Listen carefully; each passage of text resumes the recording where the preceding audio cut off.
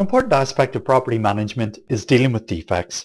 So in this tutorial, we'll look at how RentPro can assist in streamlining this process.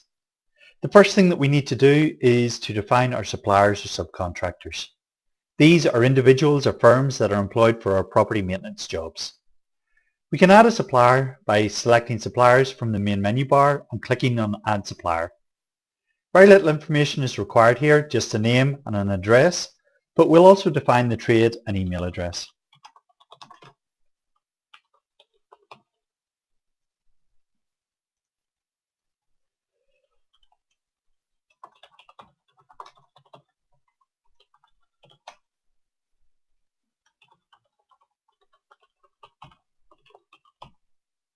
There are a couple of flags or checkboxes associated with suppliers that I'll draw your attention to.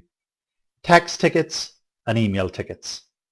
Tickets is the term we use for jobs or maintenance issues within RentPro, and the text and email flags allow you to automatically notify a supplier of a new item of work when a ticket is assigned to them for action. Right, that's all the info that we require, so we'll store the details by clicking on Add Supplier. We'll now record and process a maintenance issue. I can do this by selecting Trouble Tickets and clicking on Add Ticket. We specify the property to which the maintenance issue relates, who submitted the issue, and a brief description.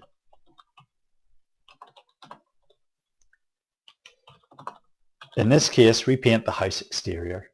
I'll enter an estimated cost of £300 and then click on Add Ticket. So as we can see, the ticket has now been raised.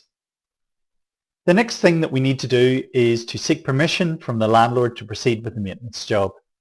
With this achieved, we can click on Verify Ticket. We now need a supplier to perform the works, so we do this by selecting our supplier from the drop-down list and then clicking on Assign Ticket.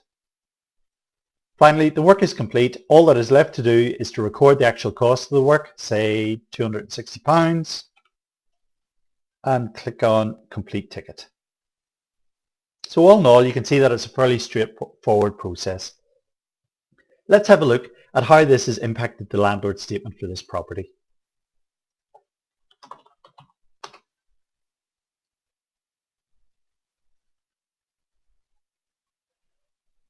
You'll see that once a ticket has been marked as complete, the associated expense is automatically applied to the landlord account. Here it is within the landlord statement. So the expense has been charged to the landlord, but we haven't recorded a payment out to the suppliers yet. We'll take care of that now. As it's a financial transaction, we'll access the bank area of RentPro and select Supplier Transactions. We identify our supplier by starting to type his name. When it appears, hit return on your keyboard.